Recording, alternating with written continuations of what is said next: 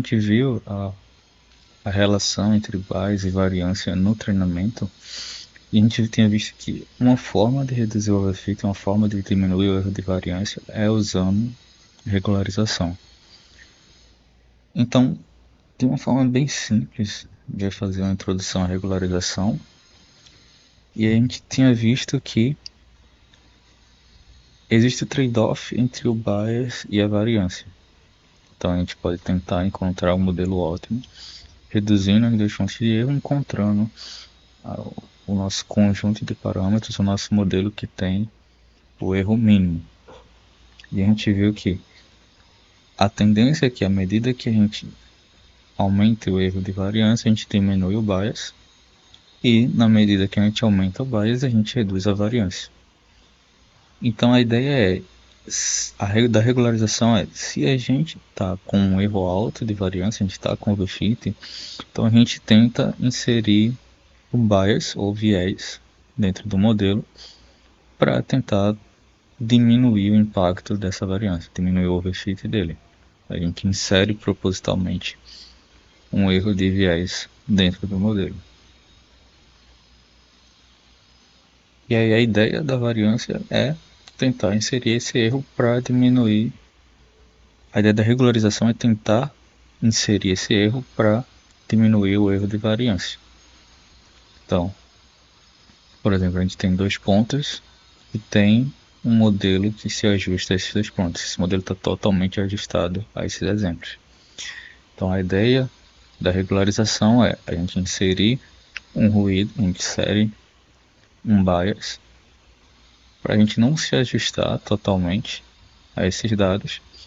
E aí, quando a gente tiver novos exemplos, o erro que a gente tem para esse modelo regularizado, para esse modelo enviesado, ele vai ser menor do que para o modelo original, porque ele não vai estar totalmente ajustado aos exemplos de treinamento. Ele vai ter um ruído ali que vai modificar a região que ele vai usar para classificação, e aí ele pode obter um erro menor para novos dados, para um conjunto diferente do que a gente tem no treinamento.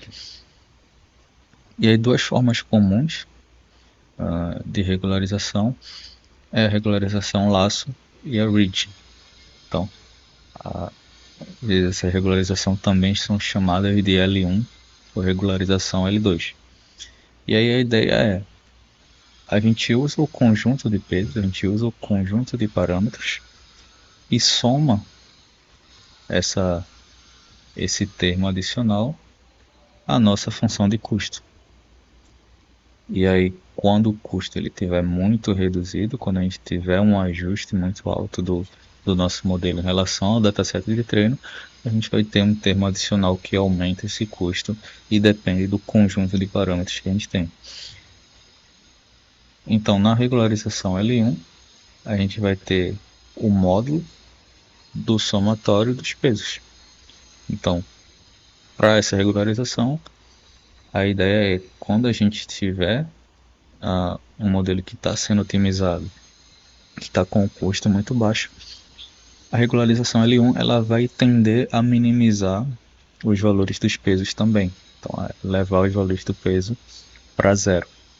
E aí, quando a gente tem um conjunto que é totalmente correlacionado, que tem várias correlações entre features, ele tenta minimizar esse conjunto de pesos e vai levar um desses valores para zero.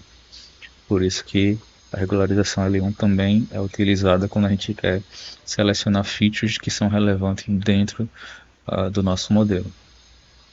Ele vai otimizar em relação aos valores absolutos dos pesos que estão lá sendo otimizados. Já na regularização L2, ela vai ser o somatório do quadrado desses valores.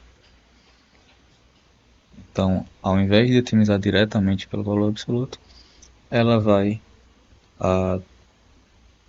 tentar otimizar, penalizar em relação a o quanto esses coeficientes eles são grandes ou não. Então, a ideia aqui é que quando a gente tem features correlacionadas, eles vão ter valores que são parecidos, eles vão tender a ter coeficientes semelhantes. E aí uma outra forma de fazer uma regularização é combinar essas duas características. Você pode ter de forma ponderada um termo que faz a soma dos valores dos pesos absolutos e um termo que faz a soma dos valores dos pesos ao quadrado, que é uma ponderação entre a regularização L1 e a regularização L2, que a gente chama de Elastic Net Regression. E é só uma forma intuitiva de visualizar como a gente usa os valores absolutos na regularização L1, na laço. Então, a região de otimização ela vai ter esse formato como de um losango. Então, quando a gente faz a visualização da norma que a gente está somando na função de custo, ela vai ter esse formato aqui. E essa elipse aqui ela representa a função de custo em relação aos parâmetros que a gente está otimizando. Então a ideia é trazer essa função de custo para o centro da nossa região. E aí sempre que a gente faz a regularização, sempre que a gente mexe essa função e leva ela para o centro, algum coeficiente, um conjunto de coeficientes vai interceptar aqui o eixo e vai transformar ele, diminuir ele para zero. A ideia é minimizando os coeficientes, você leva ele para zero. Então dessa forma você consegue filtrar características ou filtrar features que você pode selecionar no modelo dependendo do quanto ela é relevante para aquele treinamento. Já na Ridge, como a gente tem um termo quadrático, a gente faz essa soma dos quadrados, então a gente vai ter esse formato circular, e aí o ponto ele não vai interceptar, dificilmente ele vai interceptar aqui o eixo, então ele vai ser próximo de zero, mas nunca vai ser zero. Então ela faz o coeficiente ele ser menor, mas ele nunca é nulo. E aí no Elastic tem esse formato de um losango mais circular, que ele tenta balancear essas duas características. Ele tenta trazer o coeficiente para um valor menor, mas tendo essa característica de tentar selecionar algumas features, minimizando e trazendo para próximo de zero. E aí só um exemplo que tem aqui disponível nessa página, que é tentando fazer o fitting de um modelo de regressão linear e comparando com esse modelo regularizado. E aqui a gente tem no primeiro gráfico um conjunto de pontos aleatórios que são plotados, e aí os modelos eles tentam se ajustar a esse conjunto de pontos e nenhum se ajusta adequadamente, mas cada um tem uma característica de variar a curva original, que é a curva azul do modelo. Então eles tentam inserir um ruído que você vai diferenciar o modelo regularizado do modelo original. Vai ter uma diferença, um erro associado que você insere propositalmente. Então aqui a gente já tem uma curva mais comportada, é uma curva linear, uma função linear que você escala o valor de x em relação a y e soma alguns valores aleatórios. Então você já tem um comportamento aqui mais definido. E aí quando você otimiza a função linear, você otimiza para essa curva. E as curvas de regularização elas vão tentar ajustar nosso modelo, ajustar a nossa região de classificação para que ela não fite totalmente nesses dados, para que ela tenha uma certa variância, para que a gente aceite novos exemplos e consiga generalizar para esses novos exemplos. Então pode ver que quando a gente tem uma variação com um coeficiente menor, quando a gente tem um coeficiente menor que está sendo escalado em relação ao coeficiente que a gente está usando, que é a variável de entrada x, a regularização Ridge ela fica mais próxima aqui da curva original, junto com o Elastic Net, que tem um termo que computa também o Ridge, que é a regularização L2. e a laça já fica mais distante, ela insere, acaba ficando com mais ruído porque tenta diminuir essa inclinação, o valor do coeficiente em relação aos exemplos em relação ao modelo inicial que foi ajustado com base nos exemplos. E no gráfico da direita a gente tem o mesmo padrão linear que consegue ajustar aqui a nossa regressão, mas com um coeficiente maior, um coeficiente escalado em 1. Então o laço ele consegue se ajustar melhor junto com o ElastiNet, e o Reed acaba inserindo mais ruído porque eu tenho um coeficiente muito alto, e aí quando eu faço esse somatório acaba inserindo mais ruído, inserindo mais viés ao modelo, já que vai ser a soma dos quadrados desse termo que já é grande.